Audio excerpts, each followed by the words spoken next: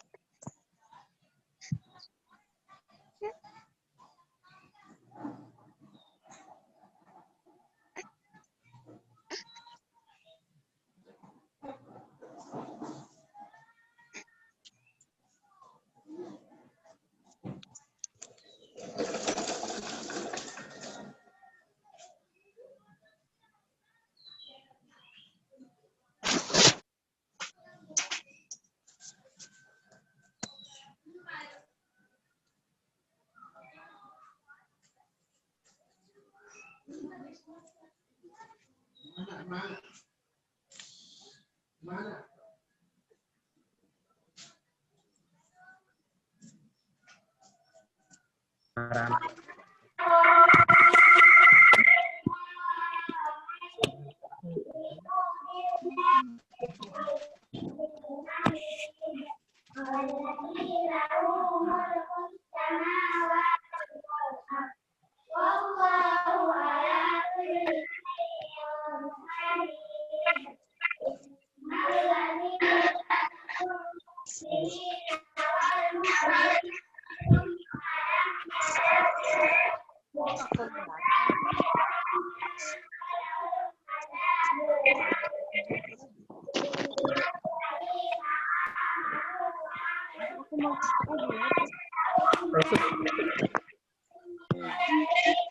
Gimana biar kelihatan dia?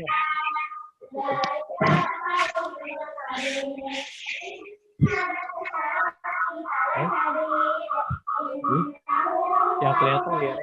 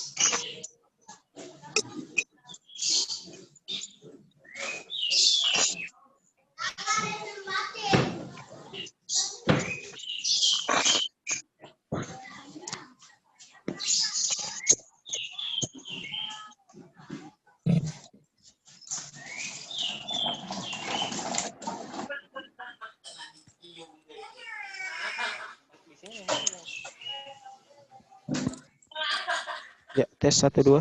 Oke. Ya, shadaqallahul adzim. Semoga apa yang telah dibacakan oleh Ananda bisa menambahkan iman dan ketakwaan kita kepada Allah Subhanahu wa taala. Ya, kami ucapkan kembali selamat datang ayah, bunda serta bapak dan ibu guru yang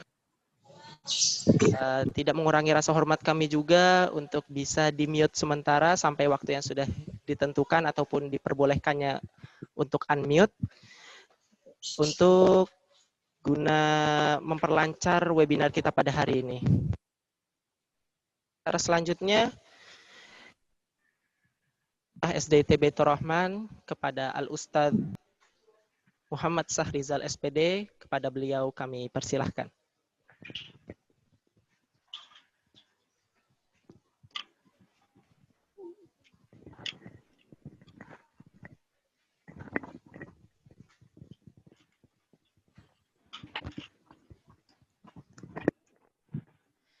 أعوذ بالله من الشيطان الرجيم بسم الله الرحمن الرحيم السلام عليكم ورحمة الله وبركاته الحمد لله والصلاة والسلام على رسول الله وعلى آله وصحبه ومن والاه ولا حول ولا قوة إلا بالله أصبحنا وأصبح الملك لله والحمد لله لا شريك له لا إله إلا هو وإليه النشور أصبحنا على فطرة الإسلام وكلمة الإخلاص وعلى دين نبينا محمد صلى الله عليه وسلم وعلى ملة أبينا إبراهيم حنيفا وما كان من المشركين أما بعد.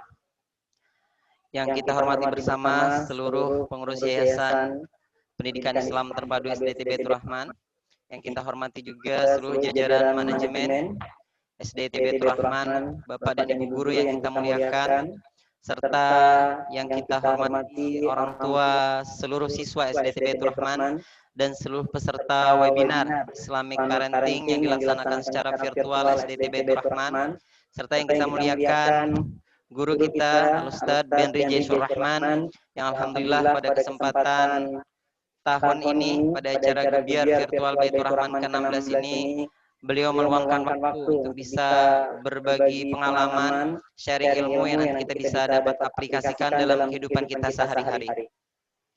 Alhamdulillah, segala puji hanya milik Allah Rabb semesta alam atas segala cucuran rahmat, atas segala cucuran nikmat yang Allah berikan kepada kita yang kita tidak dapat hitung satu persatu. Walaupun lautan kita jadikan tinta untuk menulis nikmat Allah, dan seluruh ranting pepohonan kita jadikan pena untuk menulis nikmat Allah, tentunya kita tidak dapat menulis nikmat tersebut karena banyaknya nikmat yang Allah berikan kepada kita. Mudah-mudahan kita selaku hamba Allah menjadi abdan syakura, hamba-hamba yang bersyukur. Salawat dan salam senantiasa tercurah kepada junjungan alam Nabi besar Muhammad sallallahu alaihi wasallam, beserta para keluarga, para sahabat, dan mudah-mudahan kita selaku umatnya ittiba kepada sunnah-sunnahnya. Bapak Ibu sekalian, ayah bunda dan seluruh peserta webinar Islamic Parenting SDIT Baitur Rahman yang kami muliakan. Mendidik anak bukan hanya sekedar membuat mereka sukses di dunia. Mungkin orang tua secara fitrah ingin anaknya hidup berkecukupan di dunia. Secara fitrah orang tua pengen anaknya tidak merasakan kesulitan-kesulitan seperti yang dirasakan oleh ayah bundanya. Ada yang memiliki perusahaan, ingin mewariskan perusahaan kepada ananda atau kedua anaknya atau anak-anaknya. Tetapi berkeluarga, mendidik anak di dalam agama kita tidak hanya cukup sampai sukses di dunia. Kalau hanya cita-cita mereka hanya sukses sampai di dunia, memiliki rumah mewah, mobil yang mewah, pekerjaan yang bagus, punya usaha yang bagus dengan penghasilan ratusan juta, itu hal yang biasa. Tidak ada beda-bedanya cita-cita kita selaku umat Islam dengan agama lainnya. Tetapi kita selaku umat Islam harus memiliki cita-cita lebih dari itu. Kita tidak hanya ingin sukses di dunia, tapi kita dapat berkumpul hingga ke surga. Ini merupakan cita-cita mulia yang menjadi doa Rasulullah Sallallahu Alaihi Wasallam. Yang ketika Rasulullah Sallallahu Alaihi Wasallam ditanya oleh para sahabat, ya tentang siapa saudaraku yang Rasulullah sampaikan, aku sangat merindukan saudaraku. Tapi Rasulullah SAW ketika sahabat bertanya, kami ini saudaramu ya Rasulullah. Tapi Rasulullah menjawab, kalian sahabatku. Kalian hidup sezaman denganku. Kalian menyaksikan turunnya wahyu. Kalian menyaksikan bagaimana akhlakku. Bagaimana syariat ini diturunkan. Tapi ada saudara-saudaraku yang aku amat mencintai dan merindukan mereka. Siapa mereka? Mereka adalah umat setelah kalian yang tidak sempat bertemu denganku, tapi mengimaniku. Yang tidak sempat melihatku, tapi mengimaniku. Jadi sebelum kita lahir, Rasulullah sudah mengikrarkan rasa cinta itu kepada kita. Oleh karena itu, Rasulullah sebagai uswah hasanah kita menginginkan kita tidak hanya sukses di dunia, tapi lebih dari itu dapat berkumpul dengan Rasulullah di surga, dapat berkumpul dengan ayah bunda kita, dapat berkumpul dengan anak-anak kita. Rasulullah Shallallahu Alaihi Wasallam dalam beberapa riwayat disampaikan, Rasulullah itu sujud lama sekali ketika di padang mahsyar, hingga Allah bertanya, ya Rasulullah, wahai Muhammad, apalagi yang kau inginkan? Rasulullah meminta kepada Allah, ya Rabb, aku ingin umatku mudah sekali melewati titian siratal mustaqim. Allah kabulkan. Ada sebagian yang masuk ke dalam neraka, Rasulullah bersujud lama sekali meminta kepada Allah Subhanahu wa taala agar Allah mengampuni dosa-dosa kita selaku umatnya. Begitu cintanya Rasulullah SAW kepada kita. Dalam riwayat hadis yang lain, Rasulullah Shallallahu Alaihi Wasallam menyampaikan setiap nabi memiliki doa yang sangat mustajab. Dan semua nabi sudah memakai doa mustajab itu. Tapi Rasulullah tidak pernah memakainya di dunia ini. Apa kata Rasulullah? Aku tidak pakai di dunia ini, tapi aku akan pakai nanti ketika di padang mahsyar, di hadapan Allah Subhanahu wa taala untuk umatku.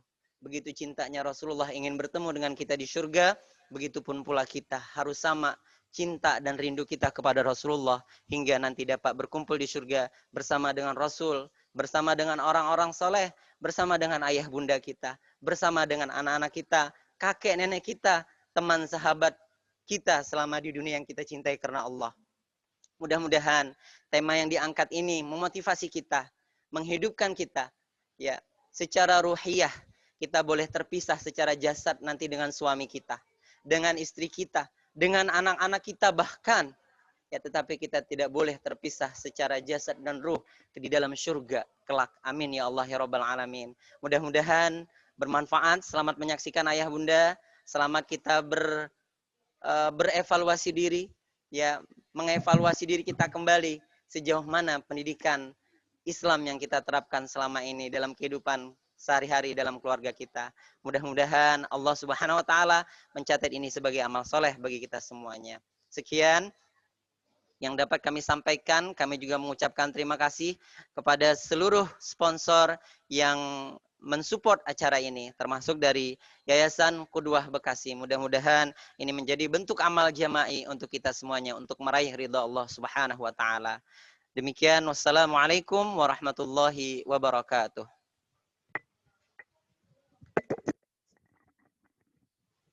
Jazakallah khairan katsiran atas segala bentuk kata sambutan yang telah Pak Rizal berikan kepada kita semua. Untuk selanjutnya penyerahan donasi, serah terima donasi lewat Yayasan Qudwah Bekasi yang akan diserahkan oleh Bapak Muhammad Sahrizal selaku Kepala Sekolah SD ITB Baitur Rahman. Kepada Yayasan Al-Qudwah kami persilahkan.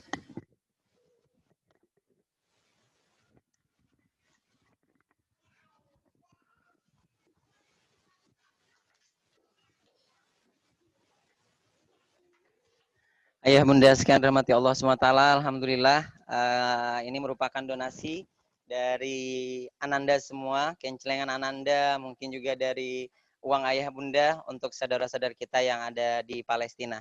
Mudah-mudahan ini menjadi bentuk amal jariah yang bermanfaat untuk nanti kita di dunia dan di akhirat kelak. Kita serahkan kepada Pak Yusuf selaku perwakilan dari Yayasan Qudwah.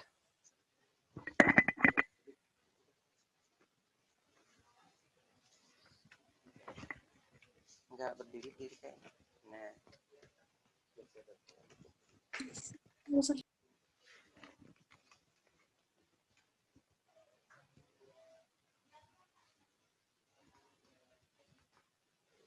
Ya, alhamdulillah. Sama-sama. Barakallah.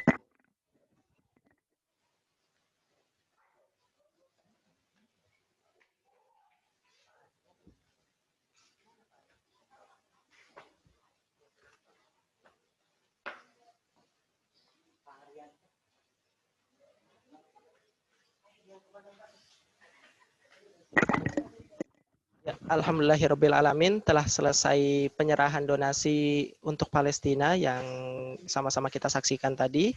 Kita masuk ke acara inti yang akan dibersamai oleh Pak Arianto SPDI. Kepada beliau kami persilahkan.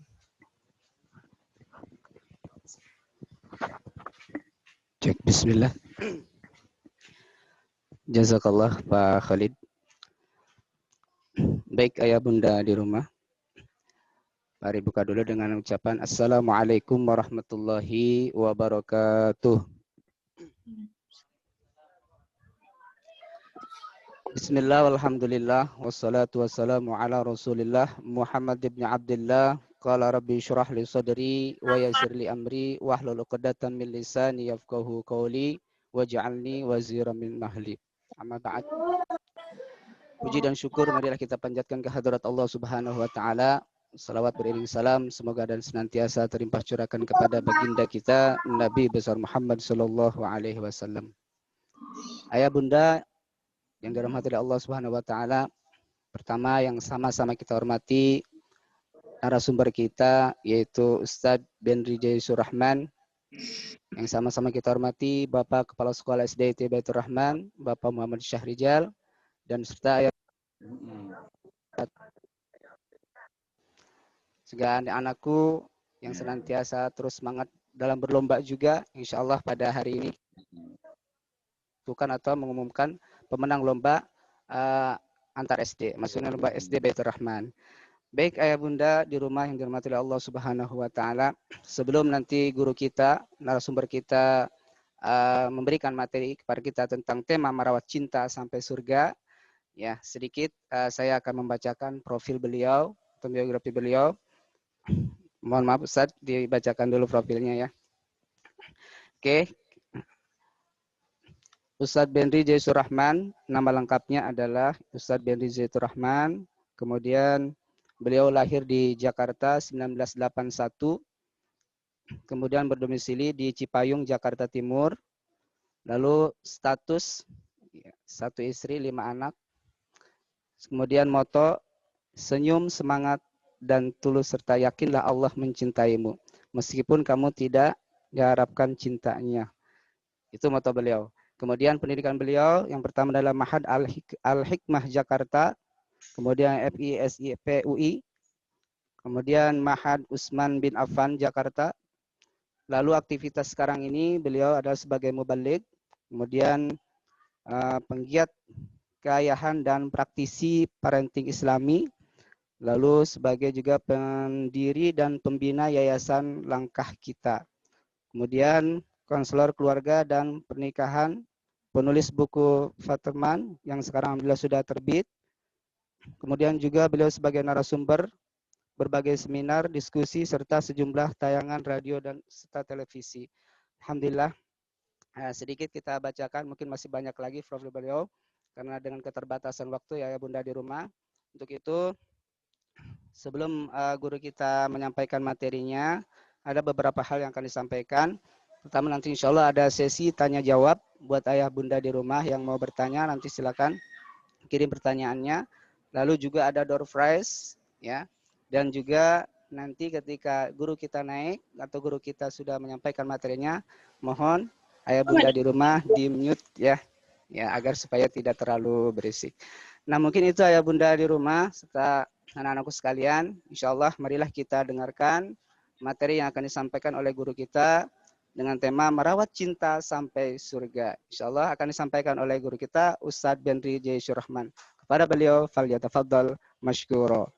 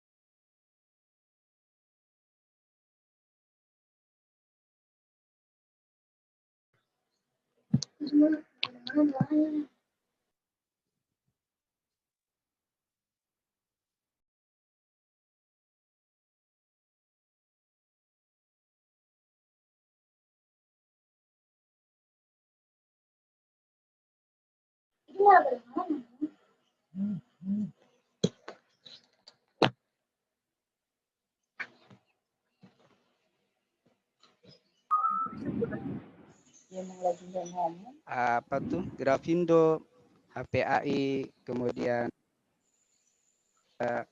Cilgo, BTN Syariah, Hisana, Telkomsel, kemudian ada apa nih Pak Lazna, ada. Insya Allah nanti door to door proses ini akan diberi benda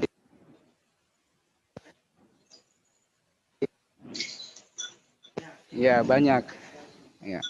Pokoknya saksikan sampai webinar ini. Insya Allah kita bisa mengambil ilmu atau berkahnya dari guru kita.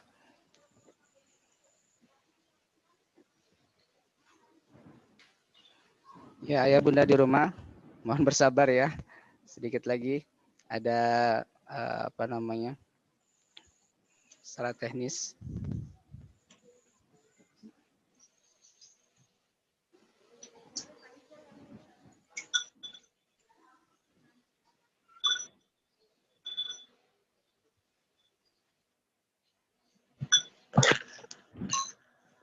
Mengingatkan kepada Anda di rumah bahwa hari ini pengumuman untuk pemenang lomba atau lomba diakhiri pada jam 12 ya. Insya Allah semua perlombaan akan diumumkan pada hari ini. Siapa pemenang dari juara 1, juara 2, juara 3. Harapan 3. Tapi mudah-mudahan video yang kalian kirimkan itu adalah video-video yang terbaik. Dan mudah-mudahan di antara kalian juga ada yang mendapatkan hadiah-hadiah tersebut. Insya Allah kami dari panitia Gebiar Baitur Rahman telah menyiapkan beberapa hadiah atau sekaligus trofi ya buat anak-anak kita. Ini akan lebih semangat lagi buat anak-anak kita belajar di rumah. Insya Allah dengan adanya perlombaan seperti ini, ketika anak-anak kita melanjutkan sekolah SMP, SMA, akan terus berprestasi. Insya Allah, amin. Iya nanti. Iya, betul Pak Khalid. Hari ini memang tadi Pak Ari katakan pengumuman terakhir jam 12 ya. Ya, sambil menunggu guru kita yang belum masuk. Jangan maka bertanya dari ya tadi, Bunda Pak. ya, karena Saya belum sudah ada gabung. pertanyaan ini. Sudah dari tadi, Pak. Saya Bunda di rumah, alhamdulillah kita sudah masuk sama guru kita kepada Ustadz Bendi Jaisur Rahman, falyatafadhal masykur. Baik.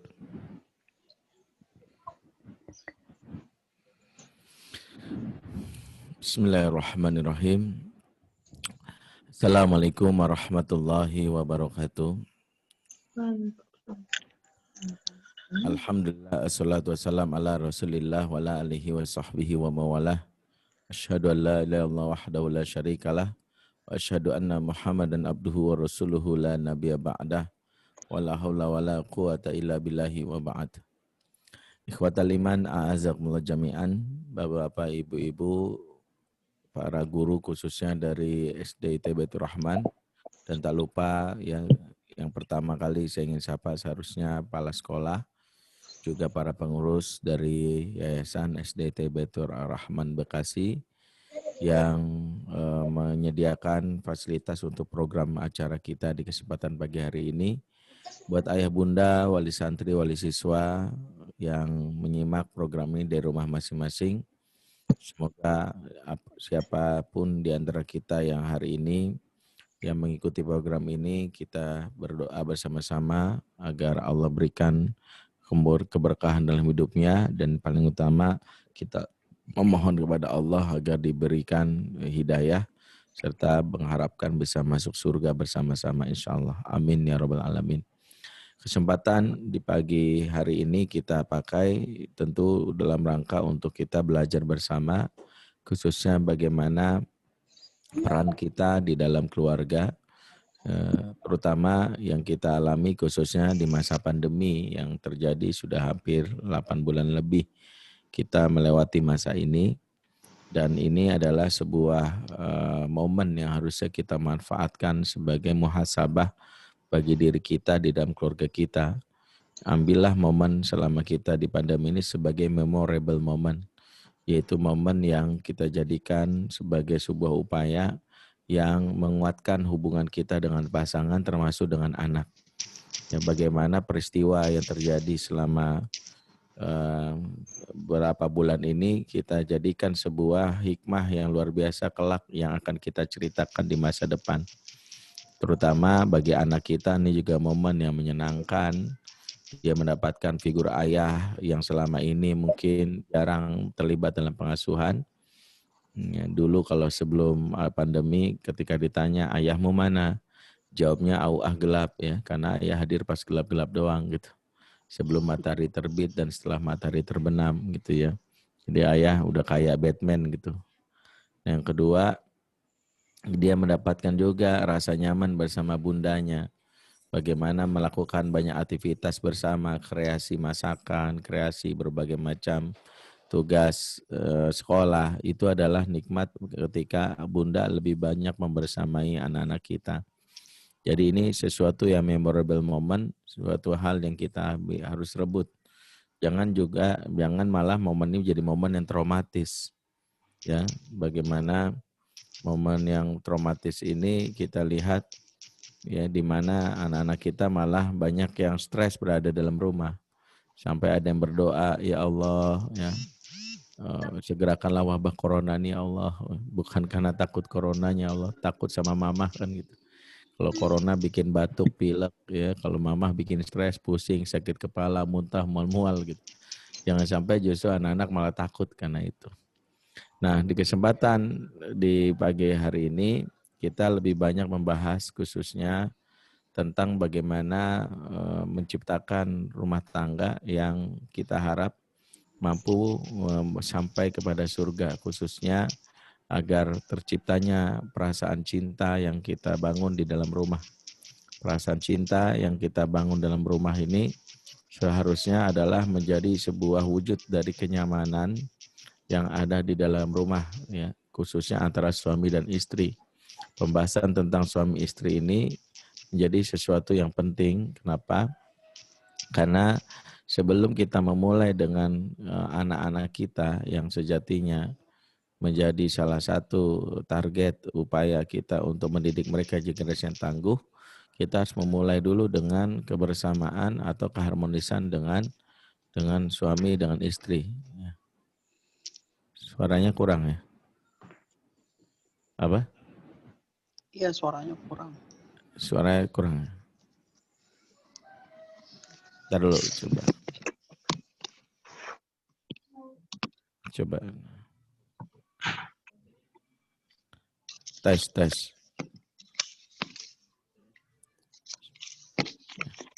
Oh Bu, itu banyak kok yang bilang jelas ya. Mungkin yang kurang jelas handphone atau mungkin pakai headset kali ya.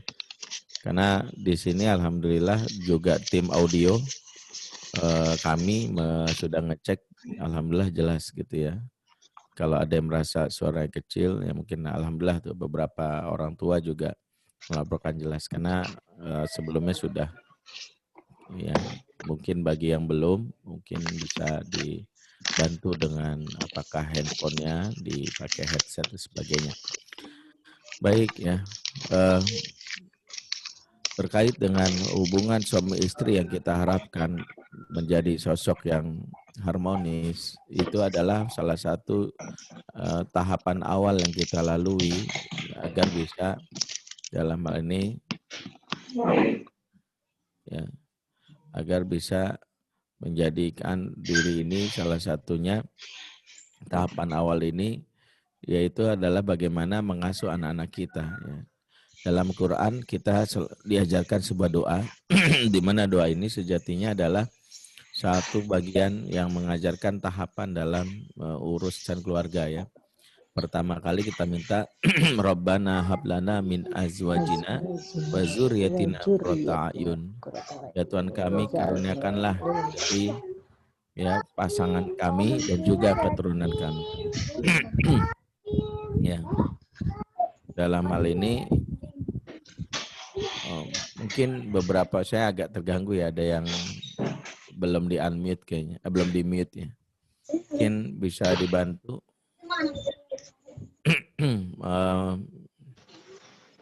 Apakah mungkin kami jadi co-host kali ya, minta bantuan biar tim kami bisa melakukan, karena nggak bisa melakukan mute kalau belum dijadikan co-host.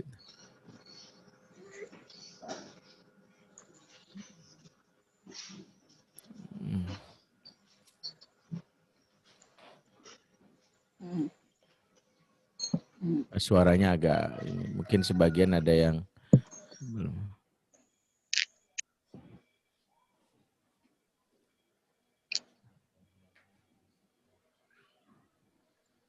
Dari hostnya mungkin mungkin kalau host sulit untuk memute biar kami dijadikan co-host aja.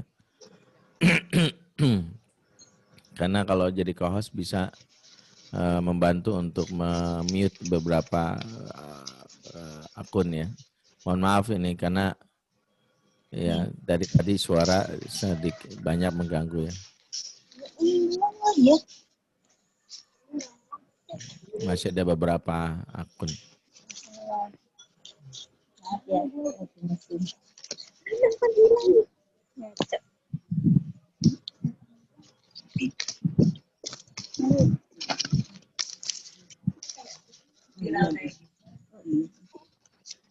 Ya, izin ya, saya belum memulai sebelum. Nih, minta tolong host. Ya, maaf Ayah Bunda.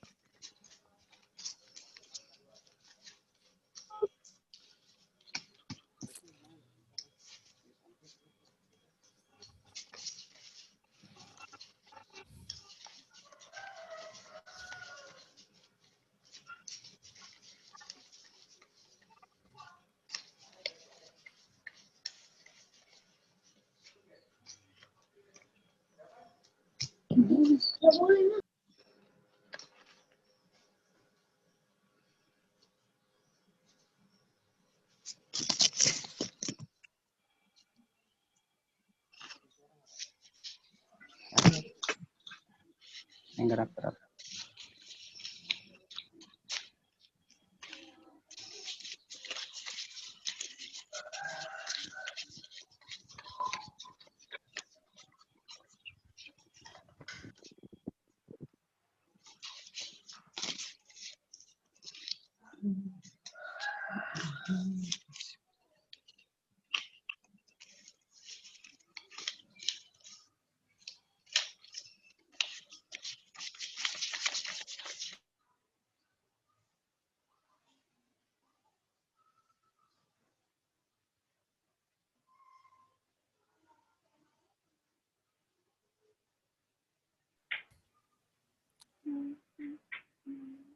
Ya, mungkin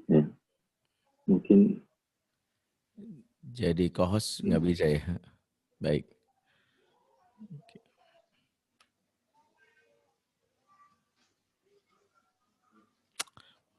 Baik ya.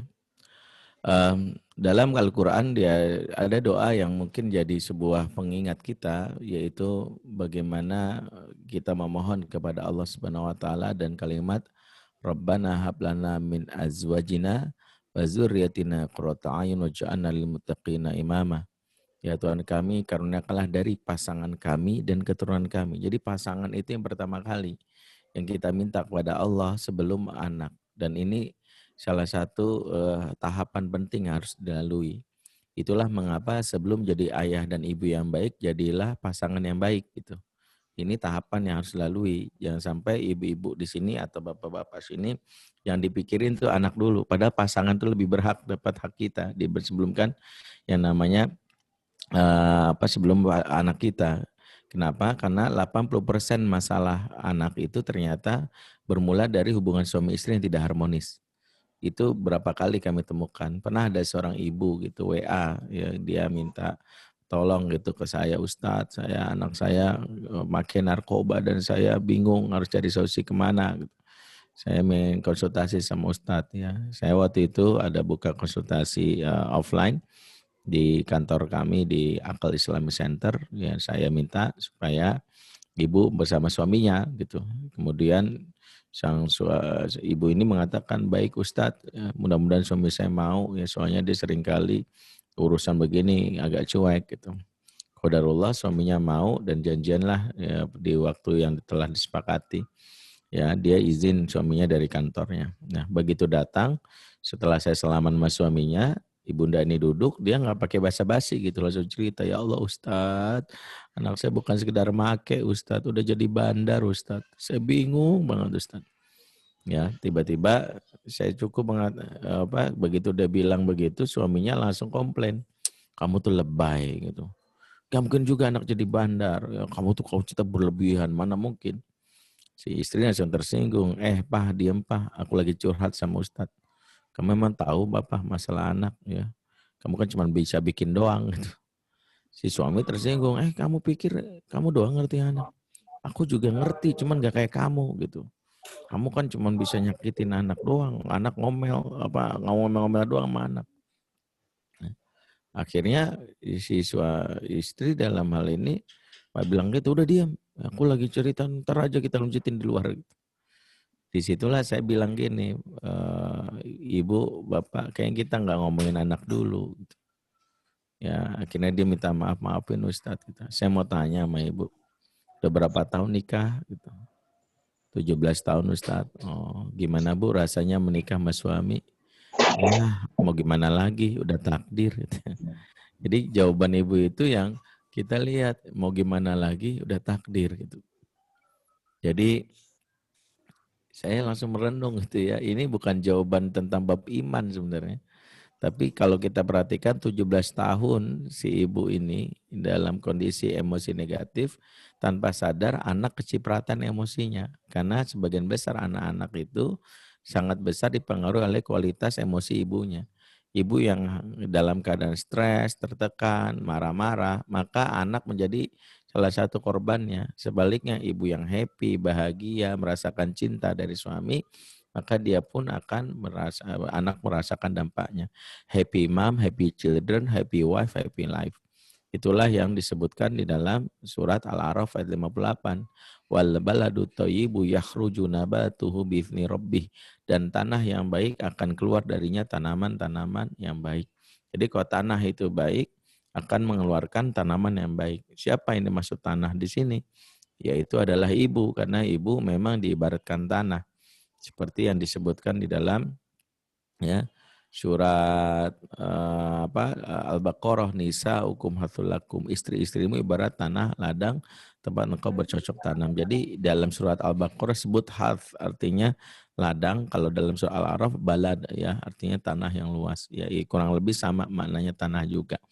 Dari sinilah kita memahami betapa kondisi ketika ibu stres, tertekan, ya itu biasanya terkait dengan hubungan suami istri yang tidak harmonis. Dan itu sangat mempengaruhi kualitas pengasuhan. Yang paling fatal, anak-anak akhirnya mendapatkan sebuah persepsi negatif tentang orang tuanya. Dia sulit untuk mencintai ibunya, ya karena si bapak juga menunjukkan perasaan yang tidak nyaman gitu ya. Ketika curhat sama bapaknya, tiba-tiba bapaknya bilang, malah mama kamu didengerin. Mama kamu kan membawel dari dulu ya. Itu kan agak stres mama kamu tuh. Jadi sampai bilang gitu. Mau curhat sama ibunya, si ibu juga bercurcol gitu. Ya papa kamu dari dulu nyakitin mama biasanya. Nah, kondisi ketika bapak dan ibu bertengkar tanpa sadar adalah anak bagiannya jadi korbannya. Sehingga kenapa Quran sangat mengambil porsi penting relasi suami istri sebelum ortu dan anak, karena relasi suami istri ini sangat besar pengaruhnya terhadap pengasuhan. Terutama ketika suami istri mampu menunjukkan kasih sayang secara tulus dan itu nampak di hadapan anak.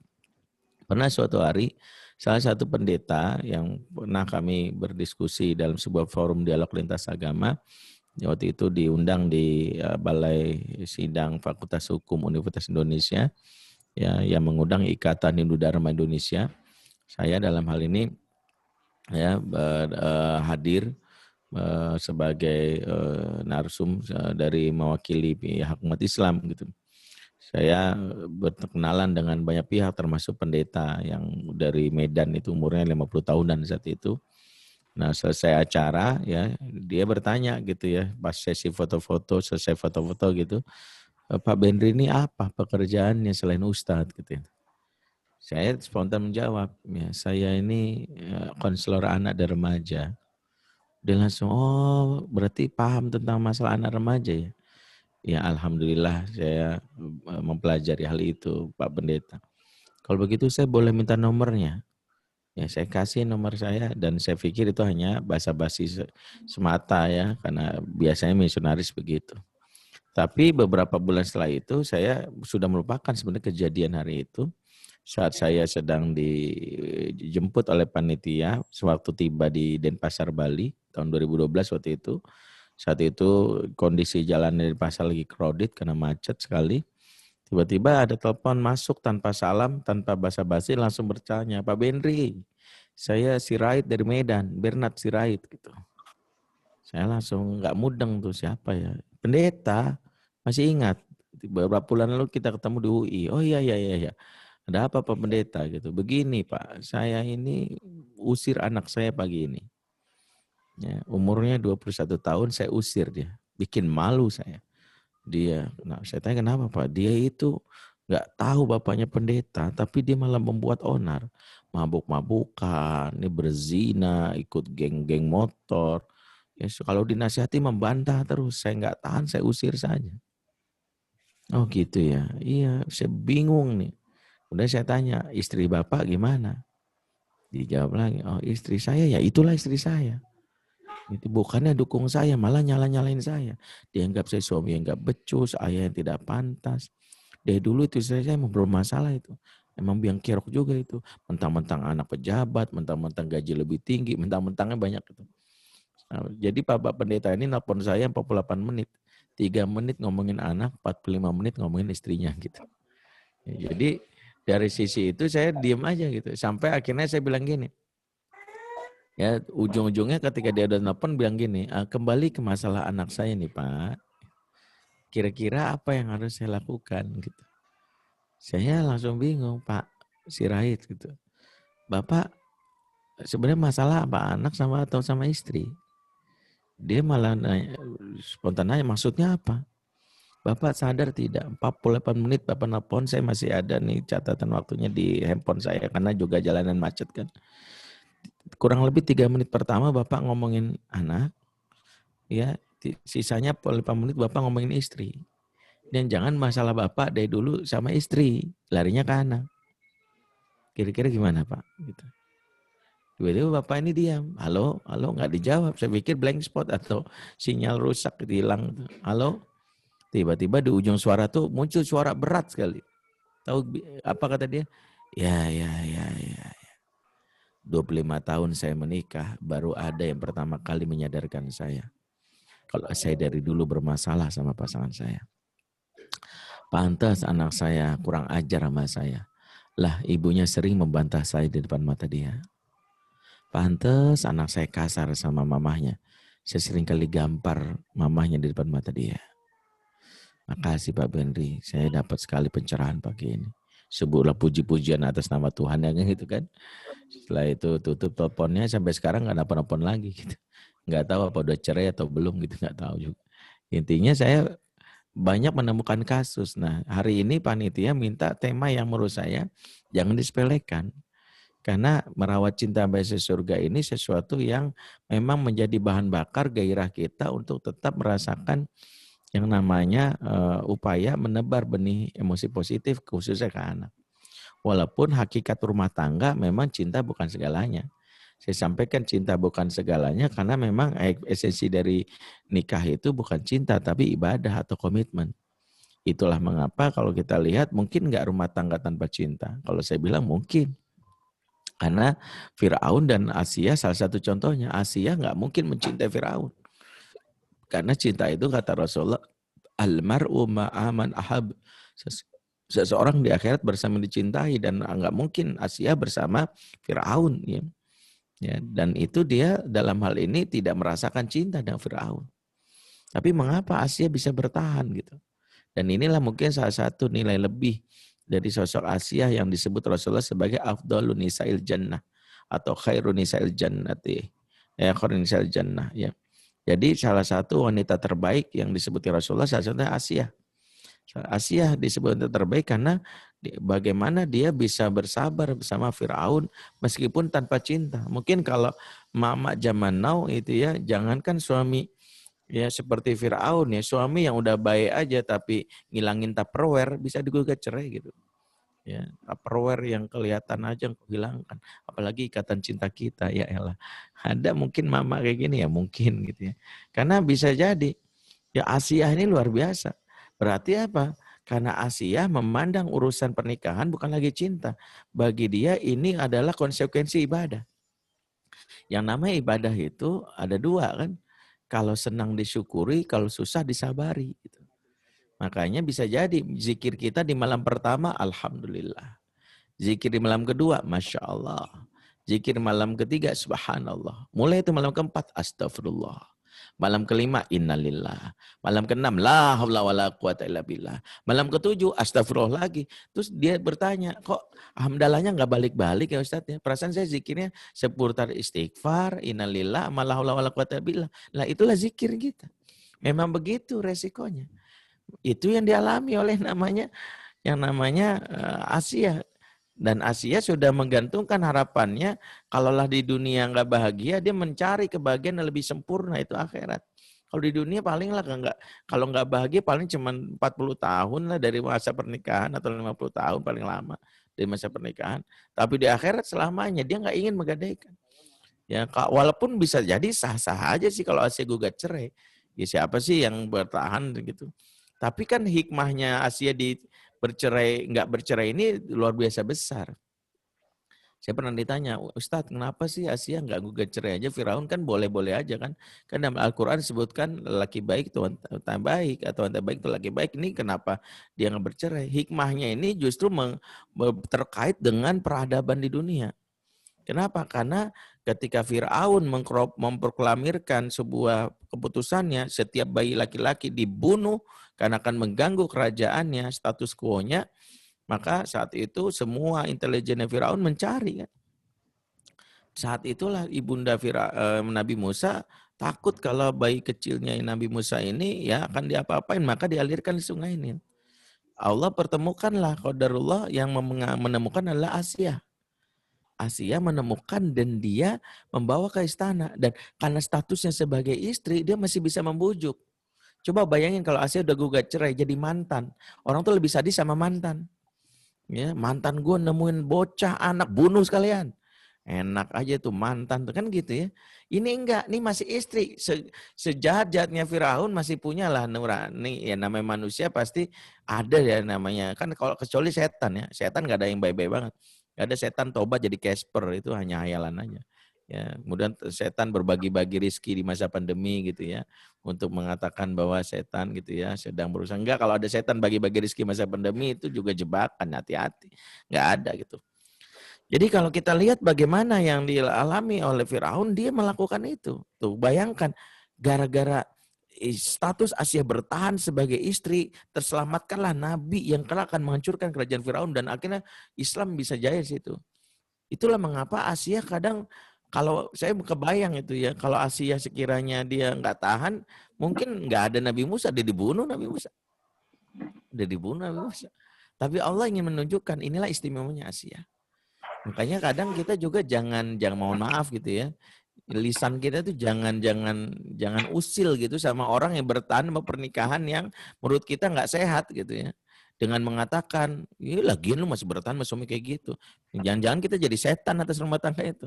Bisa jadi dia sedang menempuh jejak Asia, kita nggak tahu. Bisa jadi dari pertahanan itu akan muncul anak-anak yang kita nggak tahu kan gitu ya. Cuman kita iseng banget tuh. Ya, untungnya dulu Asia nggak temenan sama mak nyinyir di netizen 62 kan gitu ya. Mungkin kalau temenan Asia juga berpikir ulang gitu ya. Untungnya dia tinggal di Mesir. Mungkin netizen Mesir juga baik-baik banget gitu ya. Nggak ada yang niat provokasi. Ngapain suami kayak gitu bertahanin. Ya kalau gue mah gue cerai gitu ya. Mumpung masih bisa jadi janda asik kales gitu kan gitu ya. Nah, itu mungkin kalau terjadi ya. Untungnya alhamdulillah yang namanya Asia ya temenannya mama yang ada di Mesir gitu ya. Mungkin lebih tough gitu, lebih tangguh gitu. Baik. Jadi kalau kita lihat ini salah satu yang mungkin menjadi hikmah. Jadi berumah tangga tanpa cinta bisa nggak Ustadz? Bisa, tapi berat. Makanya hanya orang-orang istimewa, hanya wanita istimewa atau laki istimewa. Ya. Tapi kalau misalnya saya menggugat cerai juga jangan salahkan, sah aja sebenarnya.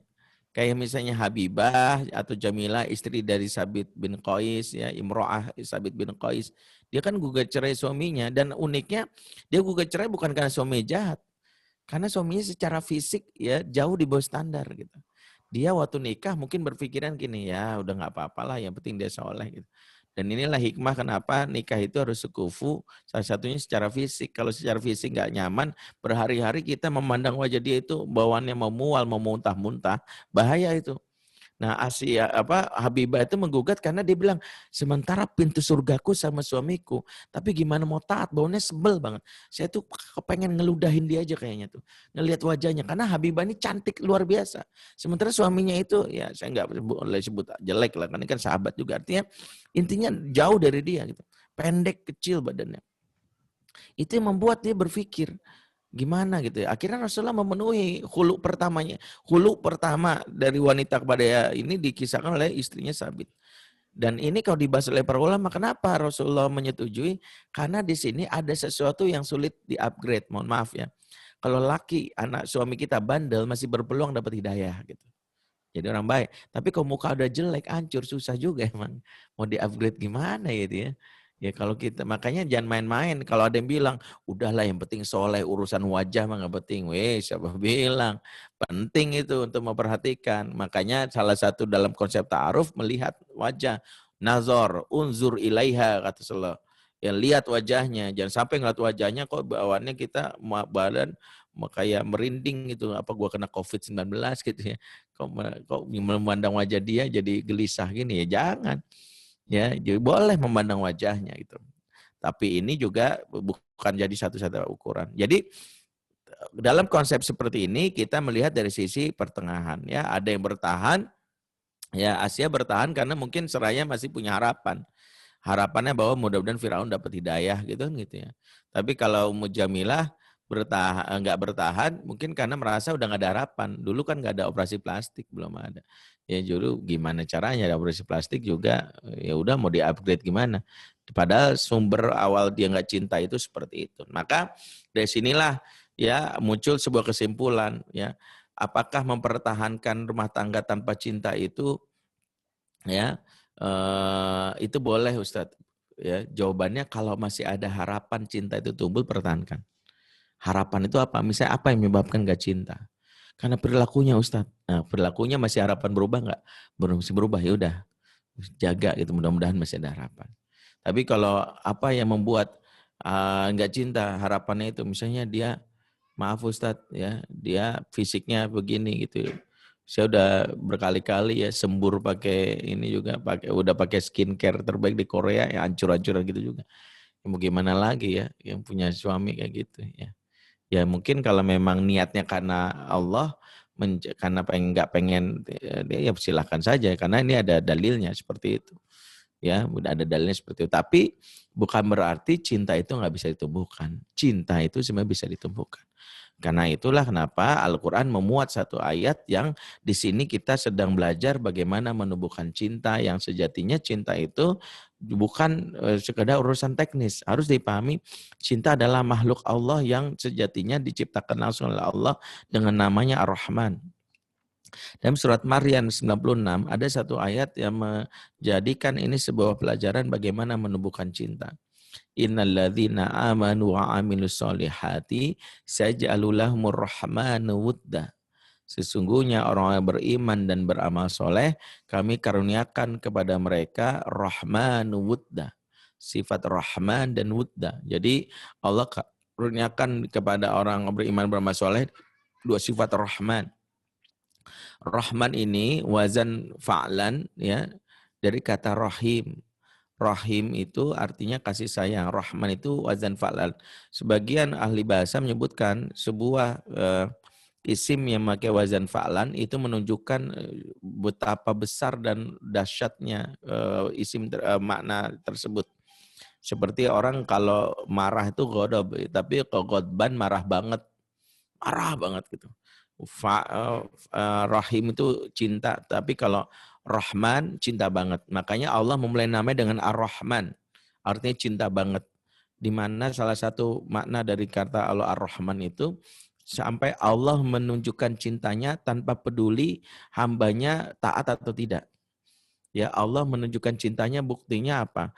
Bill Gates, ya, Donald Trump dan beberapa orang kaya yang terdaftar di Forbes itu bukan orang yang beribadah kepada Allah, tapi kok jadi orang terkaya, berarti dia dapat cintanya Allah atau buktinya dikasih rizki.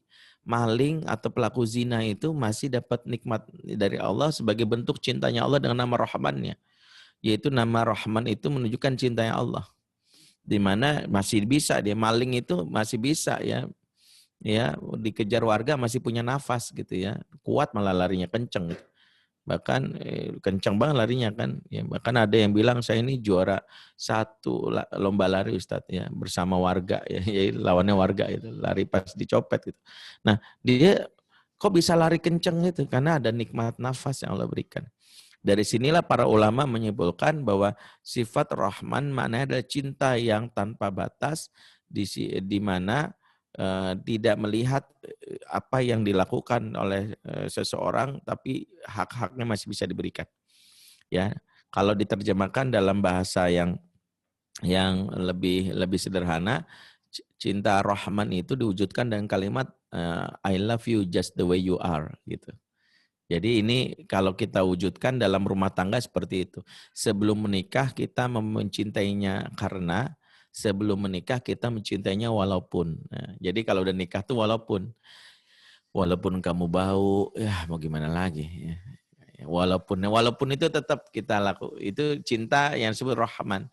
Salah satu wujud cinta Rahman itu yang diceritakan dalam Quran adalah apa yang dilakukan Nuh kepada anaknya dan surat Hud ayat 42. Ya. Ketika Nuh memanggil anaknya yang kafir, nama anak yang keempat namanya Yam. Ibnu Katsir menyebutkan Nuh punya 5 anak. Yang pertama namanya Syam, yang kedua namanya Ham, yang ketiga namanya Yafiz, yang keempat namanya Yam atau Kan'an, yang kelima namanya Abir. Yang Abir ini wafat sebelum peristiwa banjir dahsyat yang terjadi zaman Nabi Nuh. Ya, jadi yang paling kecil itu namanya Yam atau Kan'an. Nah, Yam ini kafir. Tapi menarik lihat dialognya Nuh. Ketika anaknya kekeh dengan kafirannya dan terjang banjir. Kalimatnya direkam dalam Quran surat Hud 42. Allah merekam pernyataan Nuh dengan kalimat ya bunayya. Wahai anakku sayang. Kalimat ya bunayya dalam bahasa Arab disebut isim tasgir li tahabbub atau isim tasgir li takrib. Panggilan yang menunjukkan cinta dan kasih sayang. Yang ingin kita pahami di sini, bagaimana Nuh menunjukkan cintanya meskipun anaknya nyebelin gitu. Anaknya itu kafir gitu. Mohon maaf, kita tuh kalau cinta sama orang atau sama anak deh, biasanya kalimat cinta ini pas anak berbuat baik. Habis murojaah hafalan, sayang sini. Habis baca misalnya baca Quran, cinta sini. Kan gitu ya. Atau anak habis berprestasi, Masya Allah sayangnya Umi gitu. Bisa nggak kita ngomong cinta sama anak ketika anak kita ketangkep habis narkoba? Bisa nggak sayang sini? Bisa nggak kita ngomong cinta ketika anak kita misalnya habis ke gap nonton film porno? atau misalnya melakukan perbuatan yang hina macam-macam. Nah, Nuh menunjukkan itu disebut Rahman. Nah, dalam konteks suami istri, Rahman itu terwujud dengan kalimat dia tidak berkurang cintanya meskipun pasangannya mengecewakan kita. Itu Rahman. Mungkin nggak dimiliki pasangan, bisa. Itulah yang dimiliki Siti Rahmah, istri dari Nabi Ayub, yang ketika suaminya dalam hal sudah miskin, sudah mengalami penyakit, dia bertahan. Sementara istri-istri yang lain itu kabur meninggalkannya. Wajar kalau digelari dia sebagai Rahmah namanya. Ya, kalimatnya sama dengan Rahman, ya, yang artinya ini buat perempuan. Jadi dia menunjukkan itu ya, sebagian ahli menyebut nama Rahmah yang disematkan kepada namanya adalah itu akibat dari apa yang dilakukannya. Jadi nama aslinya sebenarnya bukan Rahmah gitu. Ya, nama aslinya bukan Rahmah, tapi karena bagaimana dia nggak meninggalkan, tidak berprinsip seperti yang lakukan sebagian wanita, ada uang abang disayang, nggak ada uang abang dikemplang, ya kan gitu ya. Kalau ini enggak, tetap I love you just the way you are. Oke, ini pertama. Yang kedua, wudda. Wudda maknanya apa? Wudda maknanya itu dari membentuk dua kata, satu wadud, satu al-mawaddah. Ya, wadud itu dihubungkan dengan perannya sebagai ibu sesuai dengan hadis riwayat Abu Daud dan Nasa'i, tazawwajul wadud al walud. Wadud dihubungkan dengan sifat walud, yaitu melahirkan. Sementara mawaddah dihubungkan dengan pasangan di dalam surat Ar-Rum 21 ya. Wa min ayatihi an khalaqalakum min anfusikum azwajan litaskun ilaiha wa jala bainakum mawaddah ya. Jadi disebut azwaja. Jadi kalau mawaddah buat pasangan, wadud itu buat anak. Tapi akar katanya wudda. Apa sih mana wudda? Wudda itu artinya cinta yang membuat seseorang ingin mendekat secara fisik, ingin nempel.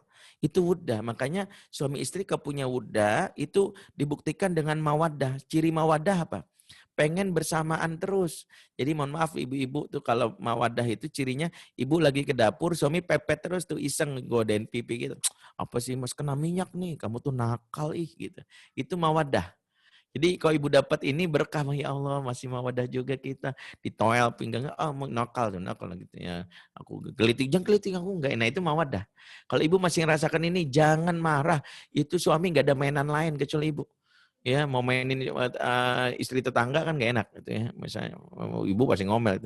Itu bersyukur. Atau iseng ngejailin, ngeprank. Mungkin di balik ngepranknya itu ada niat itu. Ya, asal ngepranknya jangan sayang, nih ada istri 2, 3, 4 itu ngeprank yang ibu bisa shock jantung. Itu gua nggak suka prank kayak gini. Ya, walaupun cuman prank doang. Oke ya. Yang apalagi ya mawadah, ibu kondangan masih seneng gandengan tangan, itu mawadah karena efek mawadah itu pengen bersama. Ini bukan mau show off sama jomblo, bukan jomblo sakit hati. Kita aja gandengan kok lu enggak, bukan gitu. Gandengan itu efek mawadah, bukan pencitraan. Karena gandengan itu adalah perasaan bukan bersamamu aku tenang, bukan tanpamu aku tak nyaman. Sehingga seseorang tuh kalau nggak ada gandengan itu ya sesek ya, karena separuh jiwaku kan pergi gitu. Itu yang terjadi. Jadi memang senang gandengan kalau suami, itu yang menunjukkan bahwa mawaddah itu seperti itu. Ya, kalau ibu sama suami lagi duduk di angkot ya, tiba-tiba angin semilin buat ibu ngantuk, tiba-tiba ibu bersandar di bahu suami ya. Kalau di bahu jalan kan dilarang ya, kalau di bahu suami ya boleh gitu ya. Kalau bahu jalan ntar ketangkep aja. Nah itu mawadah, efek mawadah itu begitu. Jadi mawadah itu sampai nanti pada saat tidur aja suami istri itu selalu bersentuhan fisik walaupun tidak, maaf ya, tidak berhubungan seks ya, bersentuhan fisik ya, memeluk dari belakang, itu namanya mawadah. Ya, ibu belanja ke mall digandeng sama suami, ya kalau itu antara mawadah dan biar nggak kelihatan kemana-mana. Kalau itu beda. Itu perpaduan antara romantis dan ekonomis. Ya, itu sengaja digandeng biar langsung ke parkiran. Karena kok nggak digandeng kan bahaya gitu. Ibu-ibu zaman now apalagi. Niat dari rumah beli rinso, ya pulang bawa TV LG, iPhone Max Pro, brosur apartemen, perangkat Tupperware, cari yang warna ungu, koleksi 3, ya Allah banyak banget. Niatnya tadi beli rinso, sayang. Iya, soalnya diskon. Ya, ibu-ibu kan seneng yang item-item katanya. Diskon all item gitu. Jadi banyak item itu senang banget. Nah ini makanya suami itu gandeng antara romantis dan ekonomis itu sebenarnya mengamankan si dompet. Jadi ibu jangan GR juga. Suamiku kok di mall kok romantis ya Ustadz ya. Kayak itu mah ekonomis ya supaya langsung ke parkiran. Nah, itu mawaddah, itulah wuddah. Nah, jadi kita dapetin gambaran dari yang namanya perasaan cinta yang Allah karuniakan berkaitan dengan penerimaan secara psikologis al-jazu berkaitan dengan konsekuensi secara fisik, yaitu ingin berdekatan. Maka periksa deh. Kalau sudah mulai banyak tuntutan, kamu kenapa sih gitu? Kamu harusnya begini gitu. Itu mungkin rahmannya kurang. Atau sudah mulai itu banyak yang namanya malah jarang bersama, ya istri berasa janda, suami berasa duda, ya kalau ke mall atau kondangan malas ngajak, malas gitu ya. Suami kadang kok kondangan malas, sudah nggak mau lagi bersama, kadang lama banget ya, pakai pensil alisnya itu aja. Ya Allah, kalau dia pakai pensil alis, saya masih bisa umroh dulu Ustadz. Itu. Kadang ngerjain tesis saja selesai itu kalau dia pakai pensil alis. Kan wanita ya paham lah. Nama ibu-ibu kan kalau dandan itu ya Allah ceritakan ya bahwa sifat wanita itu dalam surat Az-Zukhruf. Ya bapak-bapak mungkin nggak ngerti ya. Dalam surat Az-Zukhruf ayat 18, awama yunasya'u fil hilyah wa huwa fil khisami ghairu mubin. Apakah kalian akan jadikan seorang wanita sebagai anak Tuhan, kata Allah, sementara wanita diciptakan suka berhias. Fil hilyah. Nah, kayak wanita itu sama senang berhias ya. Karena kalau dia harus memastikan antara alis kanan sama alis kiri aja tuh alus simetris. Ini ibu-ibu nih walaupun cuman kajian webinar kayak gini nih sama saya, itu persiapannya dari subuh tuh pastiin mandi itu. Ya ada cacap dulu lah ya, kan gitu pasti itu kata suami, ya elah lu udah kayak mau kondangan, emang begitu ibu-ibu. Bahkan dia harus memastikan walaupun webinar antara jilbab sama kaos kaki di bawah itu harus sama. Ibu-ibu langsung lihat kaos kakinya, iya Ustadz, pantesannya ada yang izin sebentar Ustadz kayaknya ada ya. Kalau enggak sesuai pasti dia langsung merasa nggak nyaman. Dia buru-buru langsung ya, misalnya jilbabnya gambar Hello Kitty, sementara kaos kaki gambar SpongeBob, langsung dia protes. Nah yang kayak gitu kan kita harus paham gitu ya. Nah suami itu kalau udah mulai menuntut kayak gitu, jadi seiring dengan cinta yang namanya Rahman, kita tuh udah maklum, udah malam ya wajar ya. Ketika misalnya suami kalau lapar, suami istri tiba-tiba suami itu emosional ya. Diam gitu ya. Kita makin maklum, bukan makin protes. Kamu tuh ya gitu. Makanya ini yang kita harapkan. Nah, ini sudah 9.30 nih waktunya. Baik. Kesimpulannya ya dalam hal ini, terus bagaimana Ustadz merawat cinta ini? Yang pertama Allah sebutkan innalladzina amanu. Sesungguhnya orang-orang beriman. Ayat ini meneguhkan atau mengingatkan kita bahwa yang menumbuhkan cinta itu bukan manusia, tapi Allah. Makanya yang kita harus pelihara itu dulu pertama kali hubungan sama Allah. Itulah mengapa dalam hubungan suami istri itu wajib ada cinta segitiga. Maaf, nggak, cinta segitiga itu mutlak. Maksudnya segitiga itu apa? Bayangkan triangle atau segitiga. Di sini tuh Allah nomor 1. Suami di kanan, istri di kiri misalnya. Coba lihat, bayangkan ya, ini saya nggak ada gambarnya. Kalau masing-masing dekat sama Allah, nih lihat, masing-masing dekat nih, ini Allah di atas. Maka jaraknya dekat. Tapi kalau masing-masing jauh, maka jaraknya juga jauh.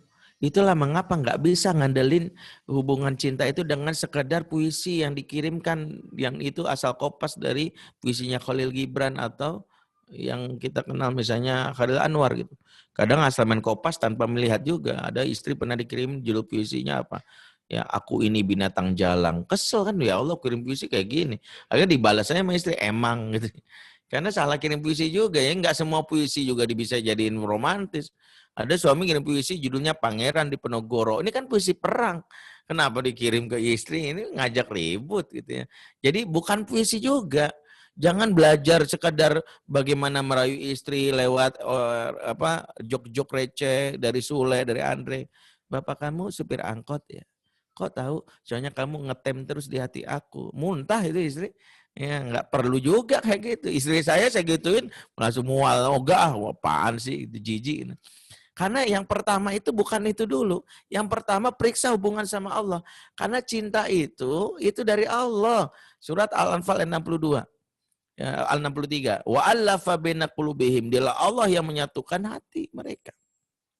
Lau anfaqta ma fil ardi jami'a ma alafta baina qulubihim.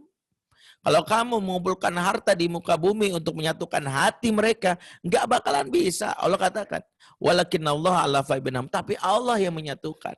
Makanya cinta itu hanya disatukan kalau kita kuatin hubungan dengan Allah. Karena membuat kita nggak bisa menerima pasangan kita. Itu biasanya karena godaan setan yang bermula dari bisikan dari lemahnya spiritual. Mulai protes sama pasangan, nggak lebih ego, itu karena hubungan kita. Mengapa seorang Asia bisa bersahabat dengan Fir'aun? Karena Asia setiap keburukan Fir'aun diimajinasikan dalam doa. Coba lihat bagaimana doanya Asia di dalam surat At-Tahrim ayat 11. Rabbibnili indaka baitan fil jannah. Ya Rabb, bangunkanlah di sisimu istana surga untukku. Bangunkanlah di sisimu istana surga untukku. Maka ini menjadi salah satu yang menjadi prioritas, bahwa seorang wanita itu ketika seseorang dalam keadaan mengalami ujian berat, hubungan dengan Allah dikuatin dengan pasangan. Karena yang membuat kita lemah, lalai atau mungkin mulai marah karena spiritualitas. Itulah saling mengharapkan, ya, jangan justru dalam hal ini melalaikan. Karena perceraian atau konflik dalam rumah tangga, pengalaman saya nangani kasus Pak Sutri, itu bukan karena masalah teknis, ya. Kan Indonesia ini mengalami kasus perceraian ini termasuk yang boleh dibilang sangat darurat, ya. Darurat keluarga itu justru di Indonesia menurut para ahli. Karena angka perceraian itu meningkat pesat. Bahkan disinyalir tahun 2020 di masa pandemi ini, itu yang cerai itu bisa meningkat berkali-kali lipat. Salah satu yang viral itu kan pengadilan agama di Bandung itu antrian cerainya itu udah kayak antrian sembako gitu. Saya pernah ngelewati pengadilan Jakarta Timur Benda Agama gitu. Itu yang mau cerai, astagfirullah, itu udah kayak orang mau antri bioskop, bikin macet. Dan itu sampai disebutkan hampir setiap pengadilan agama sekarang menangani kasus perceraian 150 kasus di pengadilan agama per hari, ya. Dan angka perceraian itu kan meningkat, ya, tahun 2009 itu 250.000 pasangan. Tahun 2019, saya belum update yang 2020 karena masih berlangsung tahun ini kan.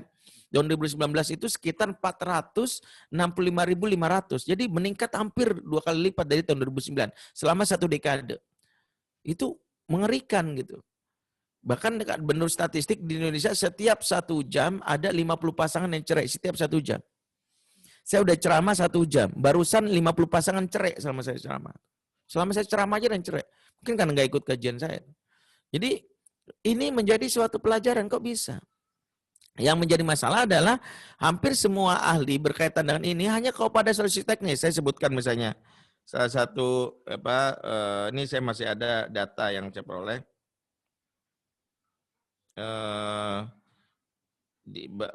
Data yang saya lihat bagaimana angka perceraian itu,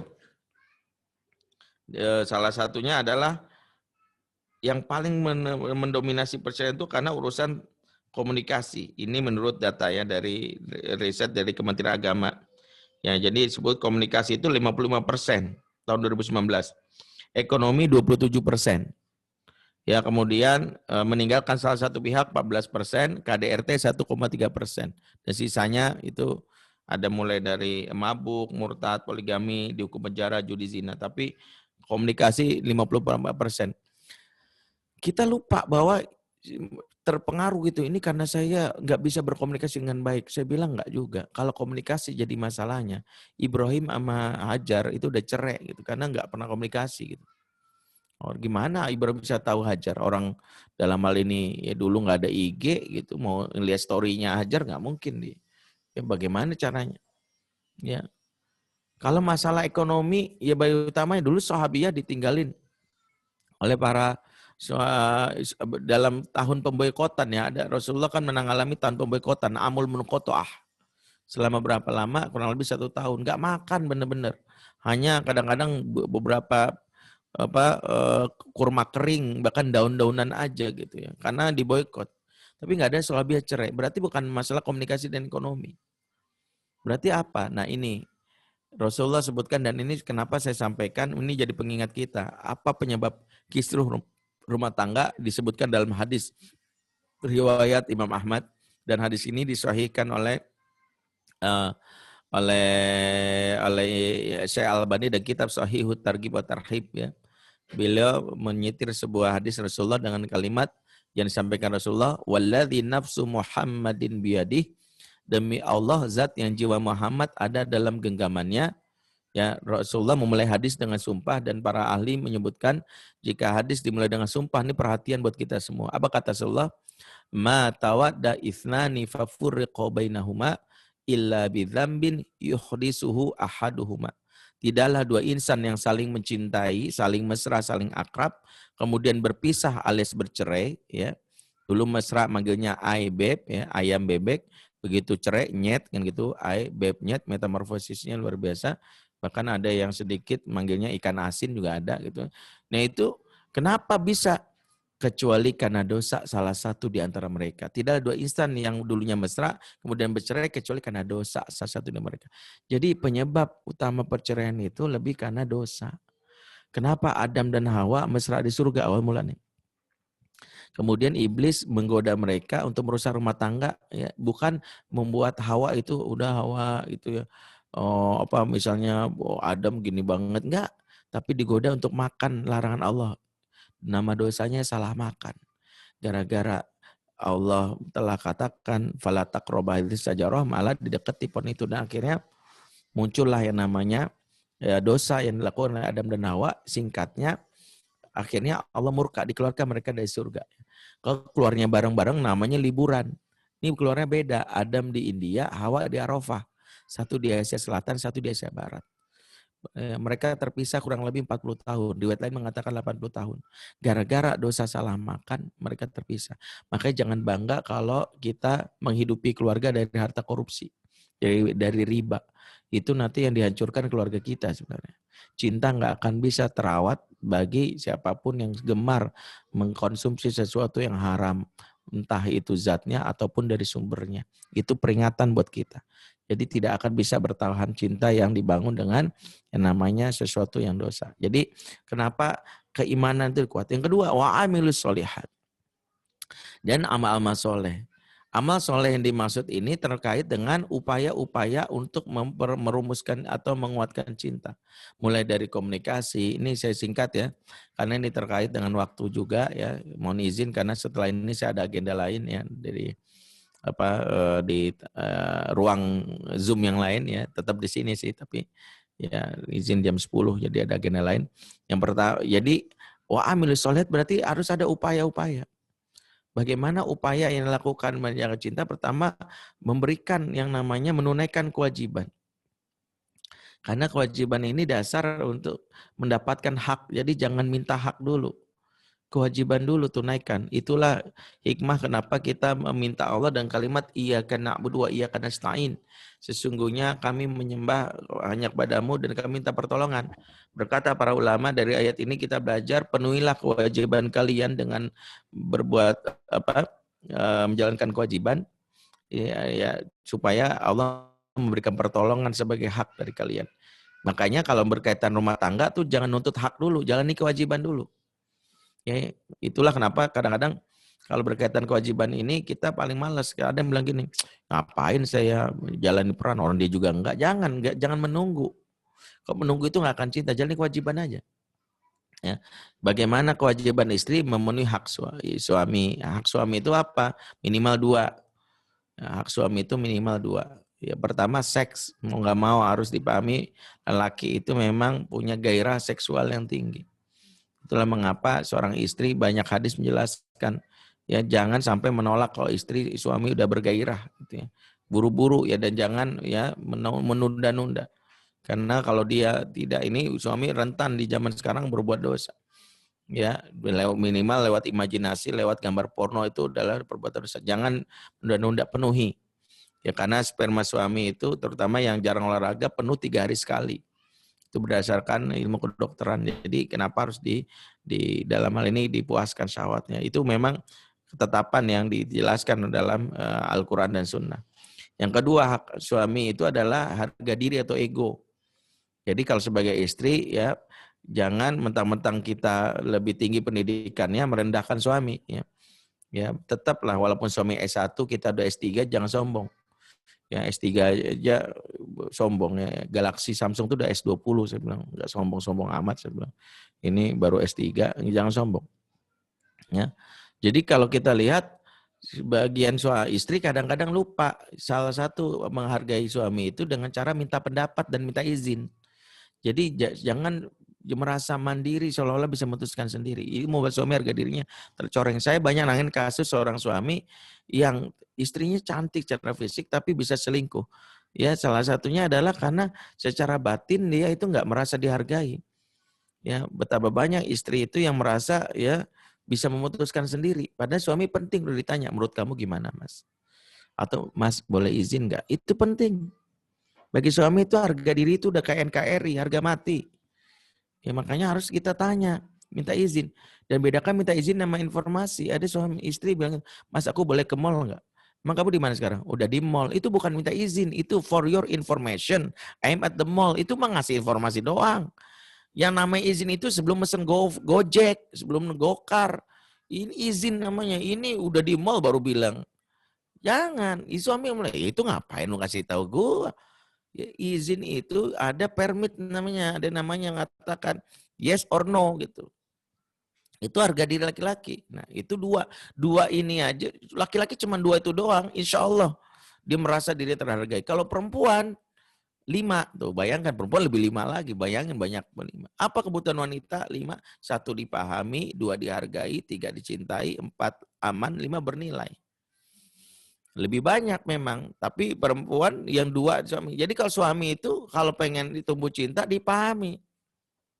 Pastikan kalau istri ngamuk, misalnya pagi-pagi tuh istri ya tiba-tiba dalam hal ini ya harus kita cerdas gitu. Kadang wanita ini kan ya merasa kita ini anggota intelijen gitu. Ya, makanya kadang-kadang ngasih kode-kodean mulu gitu ya.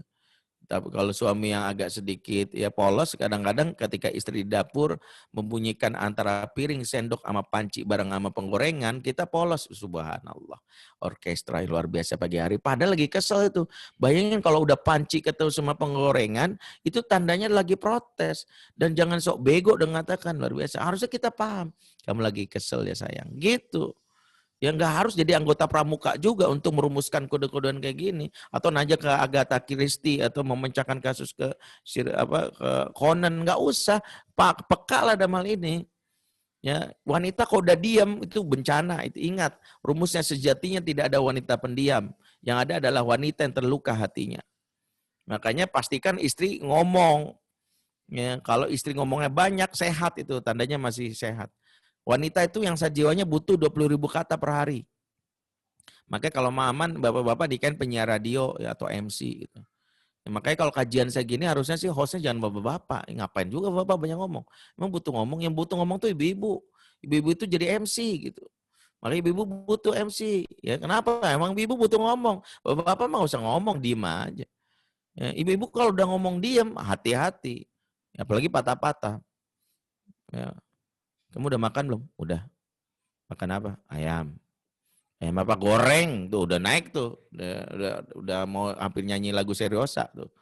Ya, udah bahaya tuh. Beli di mana? KFC nanya mulu sih. Tuh kalau udah tap itu tandanya bahaya. Ya, tapi kalau dia ngomongnya banyak sehat. Kamu udah makan belum? Udah, tadi kau bilang goreng tengah jalan ketemu Bu Tejo cerita apa, katanya Pak Lurah nikah lagi sama agen asuransi syariah apa. Katanya kalau kita daftar 200.000 udah akhir tahun kita dapat 2 juta. Kita mendingan daftar asuransi syariah apa. Perasaan tadi gue nanya ayam goreng deh. Nah kok ujung-ujung ke asuransi syariah. Itu sehat, emak-emak yang sehat itu kemana-mana obrolannya.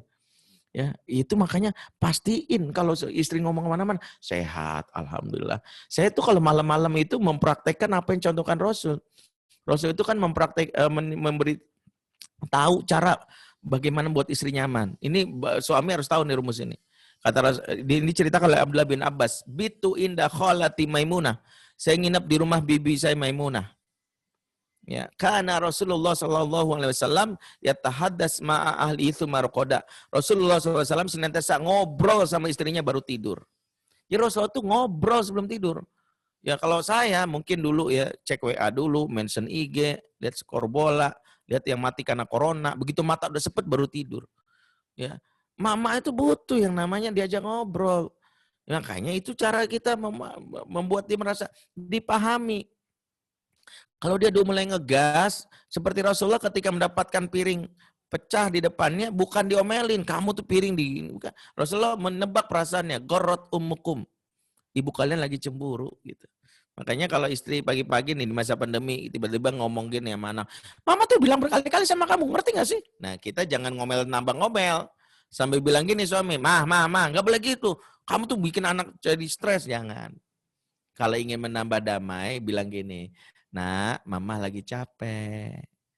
Mama lagi banyak pikiran. Mungkin semalam ya Shopee-nya nggak ada yang bayarin ya, dia masukin keranjang 50 ya, ternyata nggak ada yang check out ya. Bisa jadi gitu ya. Jadi maafin gitu. Yang kedua dihargai ya, apapun lakukan oleh istri selalu bilang kasih sayang. Tapi yang angus ininya nggak apa-apa, aku suka kok. Dan boleh kok, dia boleh bohong dalam rangka ini termasuk yang dibolehkan. Dia menyenangkan hati istri itu. Ya, kemudian dicintai, wanita itu butuh 4 kali dalam sehari telinganya di kalimat disebutin cinta. Suami harus tahu tuh. 4 kali Pak sehari. Ya. 4 kali sehari harus ngomong. Tapi jangan suami malah dirapel malam-malam I love you, I love you, I love you, I love you. Dirapel. Ada yang seminggu malah dirapel 4 kali 7 28. Sayang, aku berikan seminggu ya. I love you, I love you, I love you, I love you, elah gitu. Berikutnya aman. Salah satu cara wanita merasa aman itu adalah pastikan urusan-urusan terkait dengan kebutuhan materi itu jangan dibebankan ya. Ya jangan bikin dia dibebankan gitu. Kita kalau mau pergi jauh pastikan udah bertanggung jawab dulu. Para sahabat itu kalau mau pergi pastikan istrinya aman dulu. Ya jangan malah mau pergi dalam rangka katakanlah dakwah tapi istri disuruh bayarin ya nasi warteg sama tetangga, isiin pulsa aku dulu ya. Lah dari mana uangnya? Ya pasti ini. Dulu tuh ada disebutkan dalam kitab Imam Az-Zahabi Isyar Alaman Nubala, ada seorang suami yang pulangnya 30 tahun sekali. Namanya Faruh ya, bayangkan ya kalau Bang Toib 3 kali lebaran nggak pulang-pulang, beliau 30 kali lebaran nggak pulang-pulang. Nah sebelum pergi beliau ninggalin istrinya itu uang 30.000 dinar. 30.000 dinar kalau rupiah sekarang tuh sekitar 120 miliar rupiah. Bayangin tuh. Maka ibu-ibu langsung, oh siap Ustaz saya mah nggak pulang-pulang juga nggak apa-apa. 120 miliar. Ya seperti itu. Yang berikut bernilai. Wanita butuh merasa, makanya dia butuh diberi kesempatan mengaplikasikan potensinya dalam kehidupan. Nah itu memahami hak kewajiban. Belum lagi nanti kita berikan bagaimana menimbulkan merawat cinta itu dengan adanya couple time waktu berdua, termasuk bagaimana berpelukan itu memberikan hormon ya. Ada namanya hormon oksitosin yang mengikatkan hubungan. Kalau kita ingin benar-benar cinta terawat itu minimal 7 detik itu saling berpelukan di pagi hari karena mengikat hubungan ya. Salah satu kawan saya psikolog pernah memberikan resep menarik secara teknis ketika ada seorang suami istri itu yang nikahnya karena dijodoh dan enggak, si suami udah berpikir mau menceraikan karena udah 6 bulan enggak perasaan cinta, si istri bertahan mencoba mempertahankan. Akhirnya si istri dikasih tips, bilang sama suaminya, silakan ceraikan aku tapi berikan kesempatan aku dulu ya merasakan memori indah sama kamu. Salah satunya boleh enggak selama 30 hari sebulan ini kita saling berpelukan ya. Ya, 1 menit aja. 1 menit kalau lebih bagus gitu ya. Suaminya awalnya nggak mau, akhirnya mau. Ketika akhirnya dipraktekkan, tahu apa yang terjadi? Suaminya udah lewat 30 hari langsung ya ditanya, apaan sih udah nggak usah bahas itu. Bahkan mereka sudah mulai melakukan hubungan intim suami istri. Taib ya, mohon maaf karena waktunya lewat dari 1 jamnya. Mungkin kalau ada diskusi saya jawab maksimal 1 ya atau 2 lah ya. Sampai jam 10. Saya beri kesempatan, silakan mungkin pada MC atau apa. Wallahu a'lam bishawab. Assalamualaikum warahmatullahi wabarakatuh.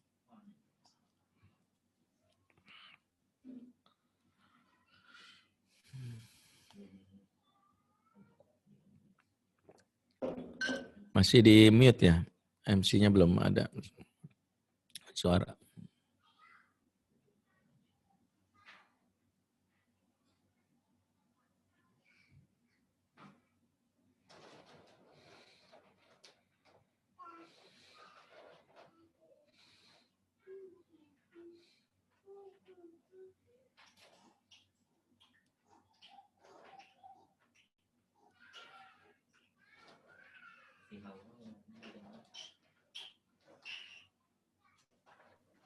Cek, bismillah.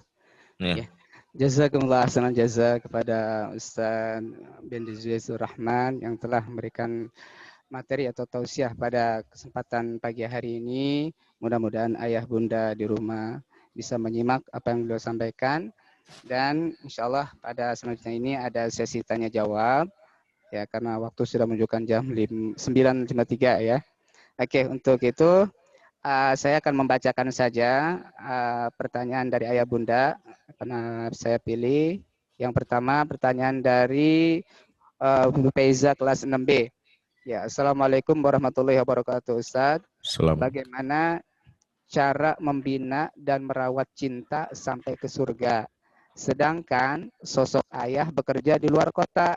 Nah, jadi anak-anak keluarga hanya dibimbing dengan seorang ibu saja. Nah, itu bagaimana solusinya Ustaz katanya. Ya, Tafadhal. baik. Ayah bekerja luar kota atau jarang pulang itu bukan sesuatu yang baru. Tadi sudah saya sebutkan ada ayah yang pulangnya 30 tahun sekali. Ibnul Qasim itu salah satu tabi'in tuh pulangnya 17 tahun sekali. Ibrahim pulangnya setahun sekali gitu ya. Dan dulu nggak ada teknologi komunikasi. Satu kata kunci adalah merawat cinta itu, satu komitmen untuk ketika luar kota itu ada namanya cek mutabaah yaumiyah. Karena yang harus kita pelihara adalah hubungan dengan Allah dulu. Ya, kalau perlu saling mendoakan di jam-jam tertentu, Mas. Kalau udah jam 9 malam saling mendoakan ya Mas gitu ya. Apapun doanya insya Allah sampai. Itu pentingnya seperti itu. Ya. Yang kedua memang ya sekarang ada teknologi komunikasi. Salah satu yang harus dijaga itu adalah teknologi komunikasi itu suami sama istri ngomong banyak lebar dulu. Berikan salah satu kebutuhan dasar istri itu ngobrol. Ngobrol aja dulu. Nah, tugas istri adalah untuk menjaga persepsi suami yang jarang pulang ini agar tidak rusak anak. Satu, jaga lisan. Salah satunya ridho, seperti ketika Hajar ridho dengan kepergiannya Ibrahim. Jadi nggak perlu dalam hal ini nggak boleh curcol. Maaf, jangan pernah bilang gini, mama nih korban bapakmu. Dari dulu ditinggalin mulu. Makanya orang lain makan daging, mama makan ati. Kamu lihat tuh.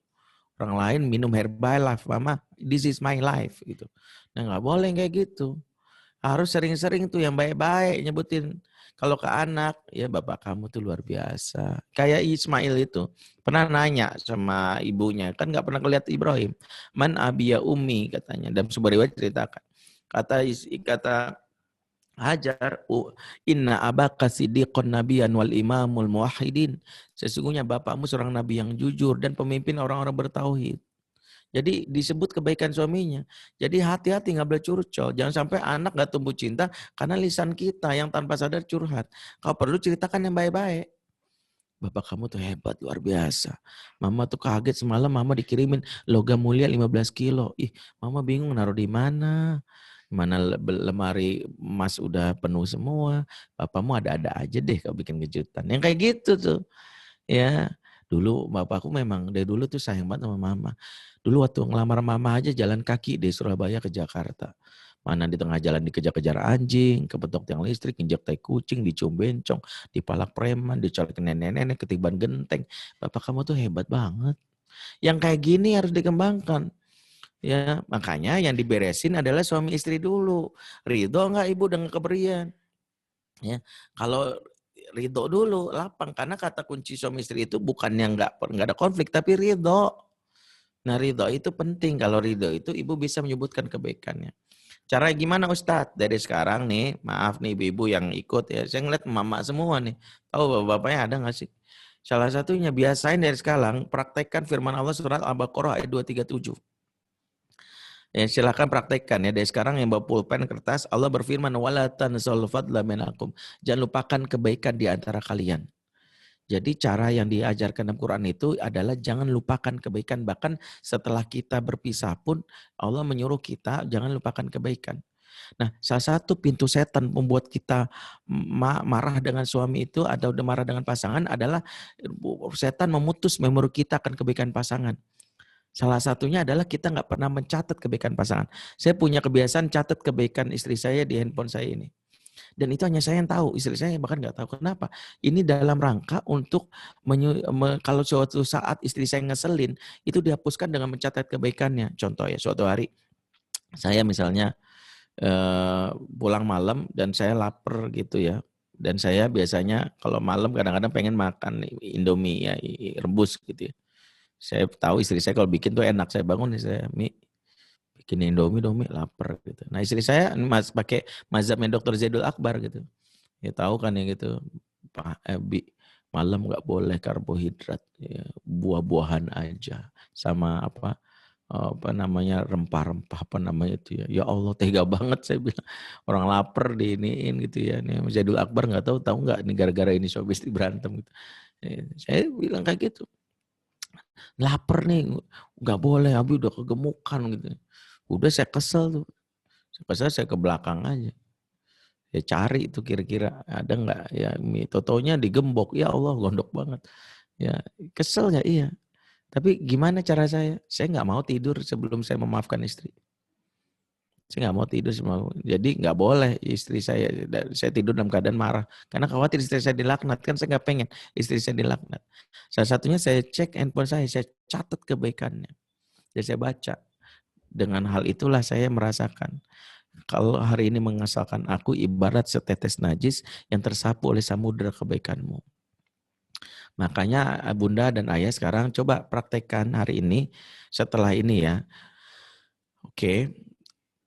Setelah ini coba tulis daftar kebaikan pasangan hanya untuk kita saja. Sebanyak-banyak dari awal nikah. Karena suatu saat ketika setan menghembuskan prasangka buruk tentang pasangan, akan dinetralisir dengan daftar kebaikannya. Karena kerjaan setan itu memutus memori kebaikan kita kan pasangan. Suatu hari ada ibu-ibu WA saya, Ustadz, layakkah saya mempertahankan rumah tangga di mana suami melakukan 1, 2, 3, 4 keburukan suami itu, ada 10. Apa kabar itu saya pentingkan? Oke, saya bilang gini di WA itu. Ibu sudah menyebutkan keburukan suami 10 itu. Oke, saya tantang ibu sebutkan daftar kebaikan suami. Dengan cepat dia balas dengan huruf kapital. Kagak ada. Ya, saya bilang nggak mungkin juga. Akhirnya saya bilang, baik ibu kita hentikan dulu konseling online-nya ya. Sampai ibu bisa berpikir jernih untuk menuliskan kebaikan pasangan. Karena nggak mungkin nggak ada kebaikannya. Karena ibu menikahi manusia kan, bukan setan. Saya bilang. Oke, akhirnya saya bilang gitu. Akhirnya dia, saya minta tunda seminggu, 3 hari dia WA saya. Ustadz maafin saya, kemarin saya emosi banget karena begini-gini. Setelah saya renungkan ternyata ada Ustadz 1, 2, banyak kebaikannya. Ya selama ini kita ada memang gitu. Nah itulah mengapa pentingnya nyatet.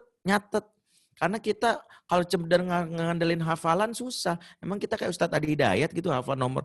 Kita hafal ini aja, hafal nomor rekening aja susah gitu. Kecuali isi saldonya itu paling dihafal sama ibu-ibu. Kok isinya ibu hafal, tapi nomor rekeningnya ibu kan nggak hafal. Istri saya nggak tahu nomor rekeningnya sendiri. Kalau saldonya tahu, ya tiap hari dicek. Nah yang kayak gitu yang harus kita pikirin setiap hari ya. Jadi catat kebaikan pasangan. Taib ya udah jam 10 afwan nih Ustadz. Udah jam 10 saya ada agenda lain ya. Mudah-mudahan lain waktu ya Ayah Bunda izin saya mungkin lain waktu dan kalau ingin mendalami lebih dalam kami ada punya program sharing class. Dan sharing class itu setiap pekan kami lakukan untuk berbagi tema dengan dengan intens. Dan kelasnya seatnya terbatas, ada saya, ada guru saya Ayah Irwan, ada Kak Hilman Al-Bandani, dan ada Kak Nur Firdaus. Ya, salah satu temanya membayar utang, membasuh luka pengasuhan, mendidik anak laki-laki, mendidik anak perempuan. Yang keempat adalah mengatasi kecanduan gadget dan pornografi. Yang kelima, manajemen konflik suami istri. Dan yang keenam adalah menyusun roadmap pengasuhan. Nah, pekan besok kita akan membahas tentang mengatasi kecanduan gadget dan pornografi hari Rabu dan Kamis. Kelasnya pilih mau kelas siang atau kelas malam tanggal 18 sampai 19. Mudah-mudahan informasinya bisa di-share di grup chat ya, di room chat. Itu saja mungkin saya serahkan mungkin kepada MC untuk mungkin tidak ada diskusi tajam lagi. Ya, billahi taufiq. Assalamualaikum warahmatullahi wabarakatuh.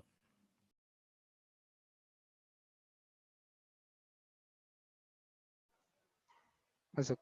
Waalaikumsalam warahmatullahi wabarakatuh. Jazakumullah khairan jazaa Ustaz.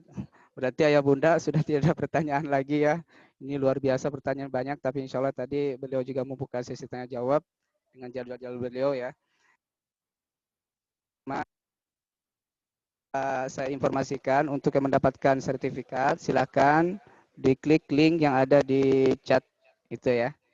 Oke, itu saja. Sebenarnya ini banyak pertanyaan sekali yang tidak mungkin dijawab. Nanti insya Allah Ayah Bunda bisa langsung kontak beliau. Ya, jadi intinya tadi beliau katakan jangan lupakan kebaikan pasangan. Nah, itu kemudian tulislah daftar kebaikan pasangan kamu, jangan melihat kejelekannya saja. Insya Allah mudah-mudahan pada pagi hari ini kita memberikan tausiah pencerahan dari guru kita, mudah-mudahan bermanfaat. Amin ya rabbal alamin. Untuk selanjutnya adalah ya pembacaan door prize. Ya, Bismillahirrahmanirrahim. Pertama, saya sampaikan dari kategori apa nih? Ya, dari guru. Insya Allah yang akan mendapatkan door prize yaitu Ibu Waitun.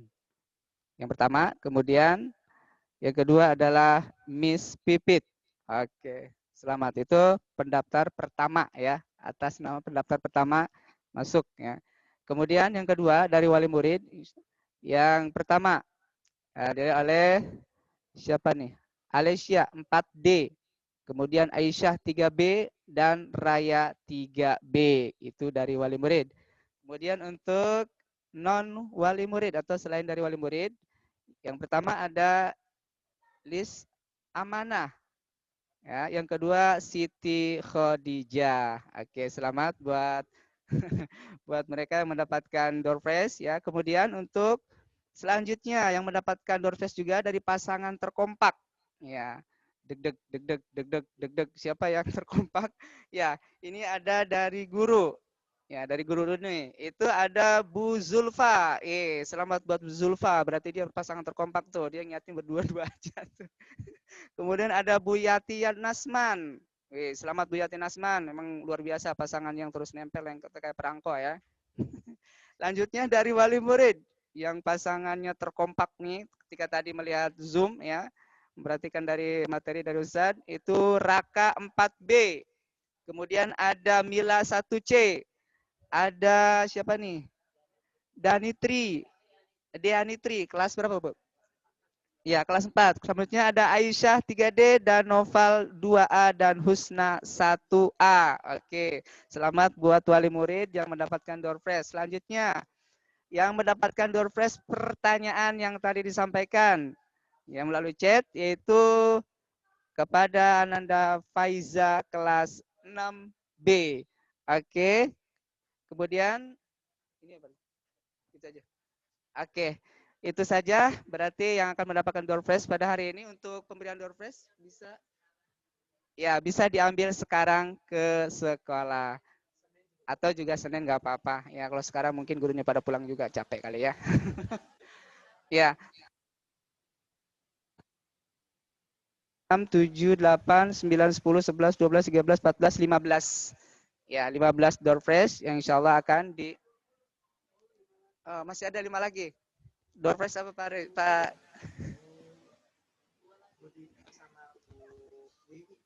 Iya, ternyata kata masukan dari Pak Khalid juga kata tadi memperhatikan yang akan mendapatkan door prize selanjutnya adalah Bu Dita.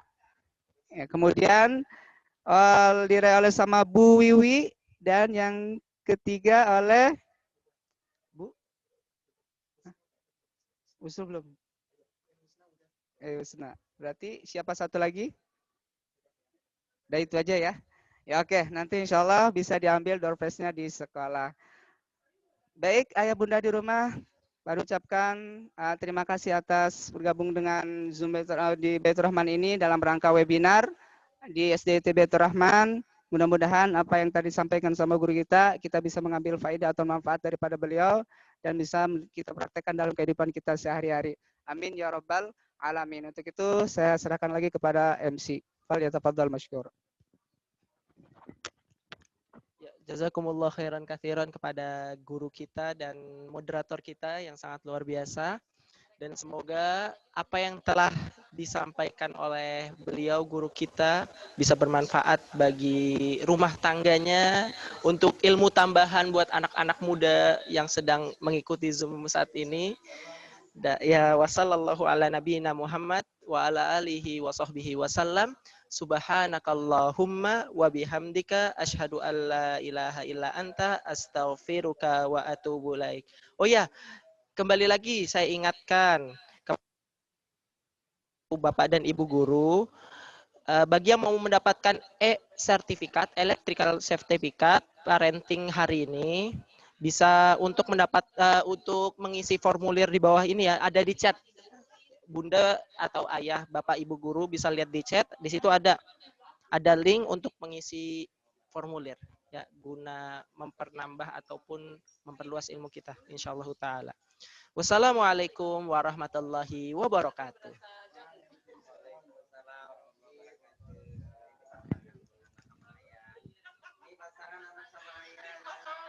Dadah Bunda.